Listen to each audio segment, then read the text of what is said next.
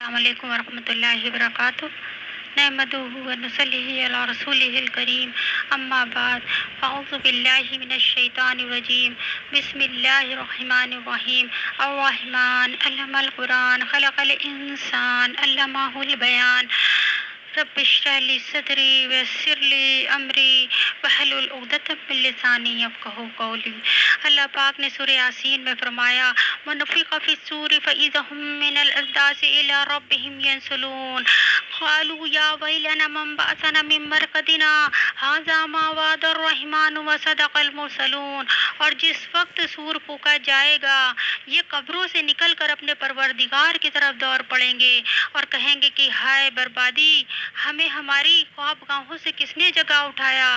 اور یہ تو وہی ہے جس کا رحمان نے وعدہ کیا تھا اور پیغمبروں نے سب سچ کہا تھا۔ تو میری پیاری بہنوں، جب ہمیں اللہ تعالیٰ کے وہاں جانا پڑے گا تو ہم ایک حدیث پاک کا مفہوم ہے کہ آدم کے بیٹے کے پاؤں اپنی جگہ سے ہلیں گے نہیں جب تک کہ اس سے 5 چیزوں کے بارے میں نہ پوچھ لیا جائے۔ پہلا اس سے عمر کے بارے میں، دوسرا اس کی جوانی کے بارے میں، تیسرا مال کے بارے میں اور کہاں سے کمایا، اور چوتھا مال کہاں خرچ کیا، اور پانچواں علم کے بارے میں کہ کیا جو علم تھا اس پہ عمل کتنا کیا۔ تو میری پیاری بہنوں، علم حاصل کرنا ہر مسلمان مرد اور عورت کے لیے فرض ہے، کیونکہ ہمارے قدم ہل نہیں پائیں گے اور ہم سے 5 سوالوں کا بارے میں پوچھا جائے گا۔ جب ہم علم حاصل کریں گے تبھی تو ہم اس دن کی تیاری کریں گے۔ ہاں، اگر ہمیں معلوم ہی نہیں ہے ہوگا تو ہم تو غفلت میں زندگی گزار دیں گے اور ہم اللہ تعالیٰ کے وہاں کیا منہ دکھائیں گے پھر۔ علم کے معنی ہے جاننا۔ مقصد یہ ہے کہ ہمیں حال کا امر پہچاننا آ جائے، یعنی میرے اللہ اس حال میں مجھ سے کیا چاہتے ہیں۔ 24 گھنٹے ہمیں یہ خیال آ جائے کہ اس وقت میں کیسے اپنے اللہ کو خوش کر سکتی ہوں۔ علم کا مقصد یہ ہے کہ ہمیں تحقیق کا جذبہ آ جائے، جیسے کہ ایمان کے بارے میں بتایا تھا، جب ایمان دل میں اترتا ہے تو اللہ کی معرفت آ جاتی ہے۔ جب اللہ کی معرفت آ جاتی ہے تو انسان اللہ تعالیٰ کو راضی کرنے کی کوشش میں لگا رہتا ہے۔ اب اس کے اندر تحقیق کا جذبہ پیدا ہو جاتا ہے کہ ہمیں دین کا علم اتنا ضرور سیکھنا چاہیے کہ ہر کام کو اللہ کے حکم کے مطابق اور رسول پاک صلی اللہ علیہ وسلم کی سنت کے مطابق کر سکیں اور حقوق کو پہچان سکیں، فرائض کو پہچان سکیں، جائز ناجائز حرام حلال کی تمیز کر سکیں۔ دین کا اتنا علم حاصل کرنا ہر مسلمان پر، مرد عورت پر فرض ہے، جس سے اس کی 24 گھنٹے کی زندگی اللہ کے حکم اور نبی کریم صلی اللہ علیہ وسلم کے طریقوں کے مطابق گزر سکے۔ ایک حدیث پاک کا مفہوم ہے کہ دین کا علم حاصل کرنے کے لیے جو بھی شخص گھر سے نکلتا ہے، فرشتے اس کے پاؤں کے نیچے پر بچھا دیتے ہیں اور اللہ تعالیٰ اس کے لیے جنت کا راستہ آسان فرما دیتے ہیں۔ تو میری پیاری بہنوں، ہر مسلمان اور مرد عورت پہ اتنا علم حاصل کرنا فرض ہے کہ اسے پتہ چل جائے کہ حرام کیا ہے، حلال کیا ہے، کیونکہ میرے نبی کریم صلی اللہ علیہ وسلم نے ارشاد فرمایا، جس کا مفہوم ہے کہ جو کلمہ اخلاص کے ساتھ پڑھے گا وہ انشاءاللہ تعالی جنت میں داخل ہوگا۔ صحابہ کرام نے دریافت کیا، یا رسول اللہ صلی اللہ علیہ وسلم، کلمے کا اخلاص کیا ہے؟ نبی کریم صلی اللہ علیہ وسلم نے ارشاد فرمایا کہ تمہارا کلمہ تمہیں حرام کام سے چھڑا دے، تم حرام کام کو چھوڑ دو، تو یہ ہے کلمے کا اخلاص۔ تو جب ہم علم حاصل کریں گے تبھی تو ہمیں پتہ چلے گا کیا حرام ہے کیا حلال ہے۔ اور ہمیں یہ بھی معلوم ہونا چاہیے کہ نماز کیسے پڑھنا ہے، روزے میں کیا ہے، روزے کے بارے میں بھی معلوم ہونا چاہیے کہ کیا مکروہات ہیں، اس سے روزہ کن چیزوں سے ٹوٹتا ہے۔ زکوٰۃ کا بھی علم ہونا چاہیے، حج کے بارے میں بھی معلومات ہونی چاہیے، ہر چیز کی معلومات ہونا چاہیے، کھانے پینے کی سنتیں پتہ ہونی چاہیے، اٹھنے بیٹھنے کی سنتیں پتہ ہونا چاہیے، سونے جاگنے کی سنتیں پتہ ہونا چاہیے، تبھی تو ہم اللہ تعالیٰ کے ہاں کامیاب ہو سکتے ہیں۔ اللہ تعالیٰ کے ہاں اگر کامیاب ہونا ہے تو علم حاصل کرنا، اللہ تعالیٰ نے اس کی اتنی بڑی فضیلت رکھ دی ہے کہ ایک حدیث شریف کا مفہوم ہے، جو شخص دین کا علم حاصل کرنے کے لیے گھر سے نکلتا ہے اور اسی طلب میں مر گیا، سمجھ لو اس کے اور نبیوں کے درجے میں ایک درجے کا فرق ہے۔ تو ہمیں کیا کرنا ہے؟ ہمیں علم حاصل کرنا ہے میری پیاری بہنوں، کیونکہ جب ہم سے سوال کیا جائے گا کہ عمر کہاں گزاری، ایک سوال تو یہ پوچھا جائے گا عمر کہاں گزاری، پوری عمر کے بارے میں، اور پھر اسی کے اندر سے ایک اور سوال پوچھا جائے گا کہ جوانی کہاں گزاری، جوانی، کیونکہ جوانی میں انسان کی طاقت بھی ہوتی ہے، اس کے اندر دیکھنے کی طاقت بھی ہوتی ہے زیادہ، سننے کی بھی طاقت ہوتی ہے زیادہ، بولنے کی طاقت بھی ہوتی ہے، سوچنے کی بھی، دماغ بھی اس کا صحیح چلتا ہے، دل بھی صحیح کام کرتا ہے۔ تو اللہ تعالیٰ کی دی ہوئی ان نعمتوں کا ہم نے کیا استعمال کیا؟ ہم نے جوانی جو تھی اللہ کی دی ہوئی ایک نعمت تھی، ہم نے اس کو صحیح جگہ لگایا کہ گناہوں میں اس کو گزار دیا؟ تو عمر کا سوال تو ہوگا ہی ہوگا، اس کے اندر سے ایک اور سوال جوانی کا الگ سے پوچھا جائے گا، دوسرا سوال کہ جوانی کہاں گزاری۔ مال کے بارے میں پوچھا جائے گا، مال کہاں کمایا اور کہاں خرچ کیا۔ تو جس حدیث سے پتہ چلتا ہے کہ جس طرح موت انسان کو ڈھونڈتی ہے، تلاشتی ہے، اور اس کو جو ہے لے کے جاتی ہے ہر حال میں، اسی طرح رزق بھی انسان کو اسی طرح تلاشتا ہے، جتنا ہماری قسمت پہ لکھ دیا گیا ہے اتنا رزق ہمیں مل کے رہے گا۔ لیکن یہ اللہ کی طرف سے آزمائش ہے کہ اللہ تعالیٰ دیکھنا چاہتے ہیں میرا بندہ حلال طریقے سے کماتا ہے کہ حرام طریقے سے کماتا ہے۔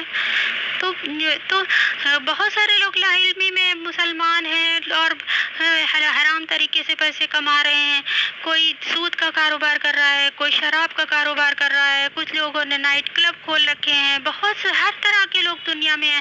تو مال کمانا ہے تو حلال طریقے سے کمانا ہے۔ جب ہمیں اس چیز کا جب علم حاصل کریں گے تبھی تو ہمیں پتہ چلے گا کہ ہمیں حلال طریقے سے کمانا ہے، کیونکہ یہ تیسرا سوال ہم سے پوچھا جائے گا کہ مال کہاں سے کمایا، اور چوتھا سوال یہ پوچھا جائے گا کہ مال خرچ کہاں کیا۔ اور جب مال خرچ کرنے کے بارے میں جب ہم لوگ دیکھتے ہیں صحابہ اکرام کی زندگی میں، حضرت ابوبکر صدیق رضی اللہ عنہ، ان کو اللہ تعالیٰ نے مال دیا تو انہوں نے کس طریقے سے اپنے مال کو صحیح جگہ پہ خرچ کیا، دین کے راستے پہ اور لوگوں کی بھلائی کے لیے۔ انہوں نے اس مال کے ذریعے اپنی آخرت بنا لی، دنیا بھی بنائی، آخرت بھی بنائی۔ حضرت خدیجہ رضی اللہ عنہ جو حضور پاک صلی اللہ علیہ وسلم کی بیوی تھی، وہ بہت بڑی بزنس امپائر تھی، انہوں نے اپنا ان مال کو صحیح جگہ خرچ کیا، اللہ کے دین پہ خرچ کیا، لوگوں کی بھلائی پہ خرچ کیا۔ اللہ ہی کا دیا ہوا مال ہے، لیکن ہم کیا کرتے ہیں؟ غلط جگہ خرچ کر دیتے ہیں، ہم اس کو فضول خرچ کر دیتے ہیں۔ بہت سارے جو لوگ ایسے بھی ہیں دنیا میں، اللہ پاک ان کو ہدایت عطا فرمائے، اور وہ سب عیاشی میں بھی لوگ اپنی دولت کو خرچ کر دیتے ہیں، اللہ تعالیٰ ان سب کو ہدایت عطا فرمائے۔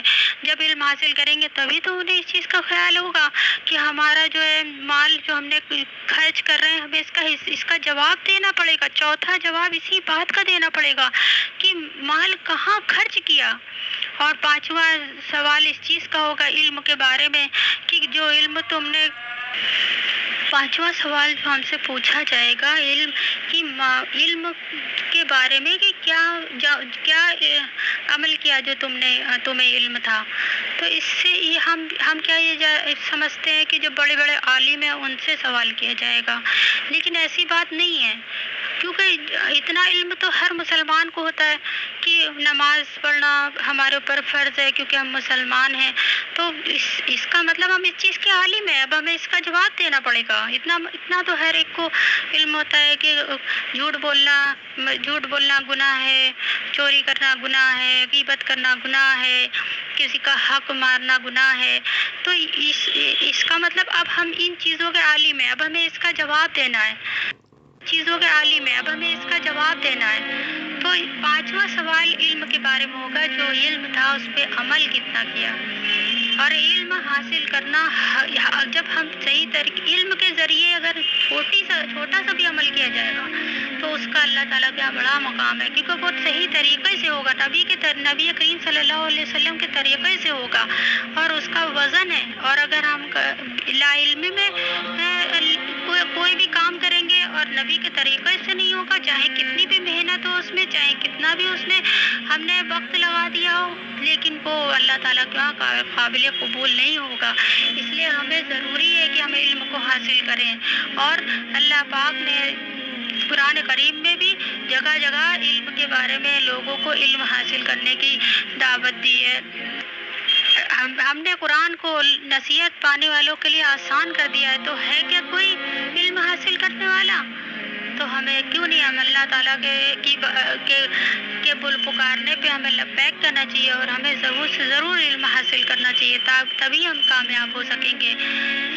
اور ہمارے دلوں میں جب ایمان اترتا ہے تو اللہ کی معرفت، اللہ کی محبت دل میں پیدا ہوتی ہے۔ جب جس کی محبت دل میں پیدا ہوتی ہے تو اس کا خیال دل میں آ جاتا ہے، اور اس کا جو ہے اس کو خوش رکھنے کی فکر پیدا ہو جاتی ہے، اور انسان اس کا ذکر زبان پہ آ جاتا ہے، کہ جس سے محبت ہوتی ہے انسان بہانے سے اس کا ذکر زبان پہ آتا ہے۔ جیسے اگر اپنی اولاد سے محبت ہے تو بہانے سے ماں کے زبان پہ اپنی اولاد کی تعریف آ ہی جاتی ہے۔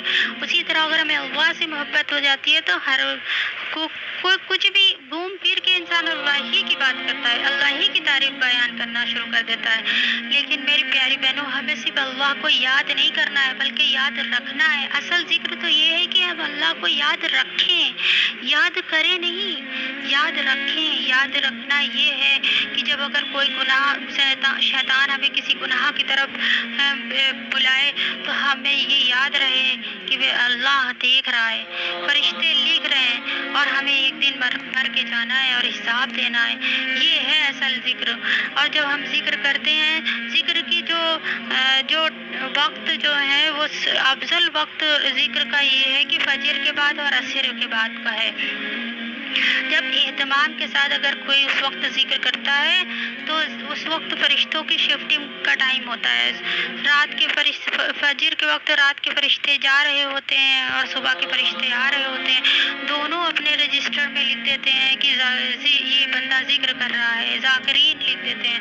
اور جو عصر کے وقت جو ذکر کرتا ہے اہتمام کے ساتھ، تو فرشتوں کی شفٹنگ، رات کے فرشتے آ رہے ہوتے ہیں، صبح کے جا رہے ہوتے ہیں، دونوں ہی اپنے رجسٹر میں لکھ دیتے ہیں، درج کر دیتے ہیں کہ یہ شخص ذکر کر رہا ہے، اللہ کا ذکر کر رہا ہے۔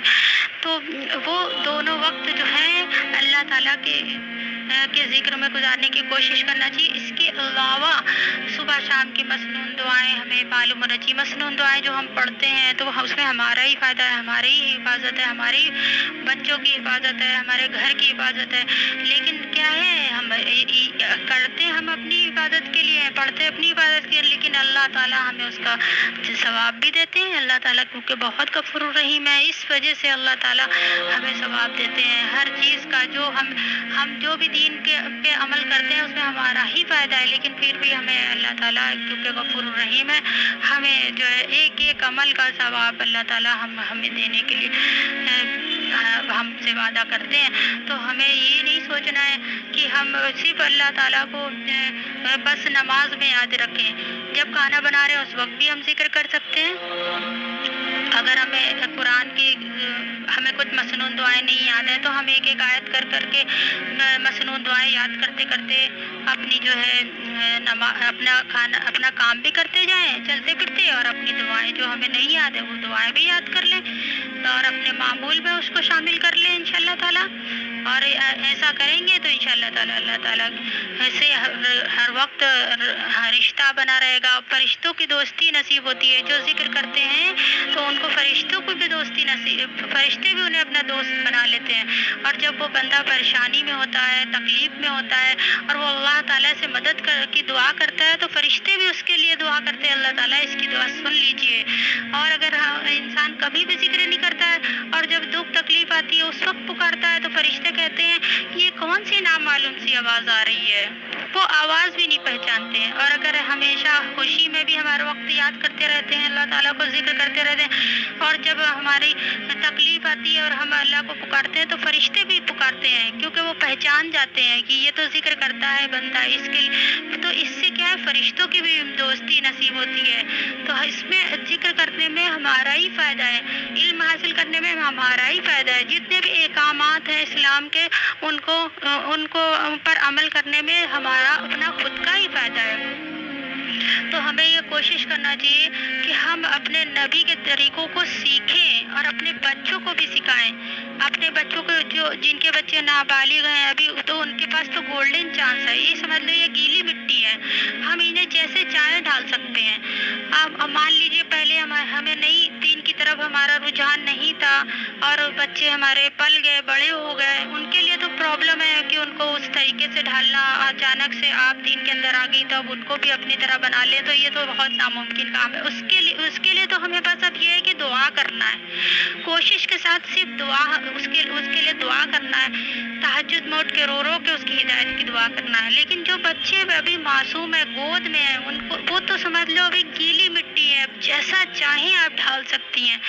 آپ کے لیے گولڈن چانس ہے، اس کو اپنے دین کے حساب سے اس کی تربیت دے سکتی ہیں اور اس کی عادت، اس کو یہ دین سنت طریقے سے اس کو ہر کام کرنا سکھا سکتی ہیں اور اس کو اپنے لیے صدقہ جاریہ بنا سکتی ہیں، اور اس کو پورے جو ہے سوسائٹی کے لیے بھی وہ فائدہ مند ثابت ہو سکتا ہے، لوگوں کے لیے دین کے معاملے میں لوگوں کو کی رہنما بن سکتا ہے۔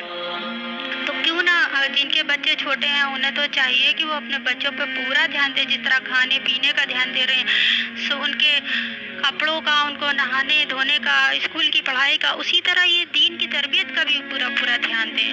اللہ تعالیٰ ہم سب کو دین کا علم حاصل کرنے کی توفیق عطا فرما دے اور ذکر کرنے کی توفیق عطا فرما دے۔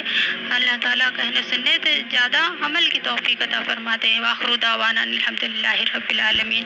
سبحان اللہ و بحمدہ، سبحانک اللہم و بحمدک، نشہد ان لا الہ الا انت، نستغفرک و نتوب الیک۔ سبحان ربک رب العزۃ عما یصفون وسلام علی المرسلین والحمد للہ رب العالمین برحمتک یا ارحم الراحمین۔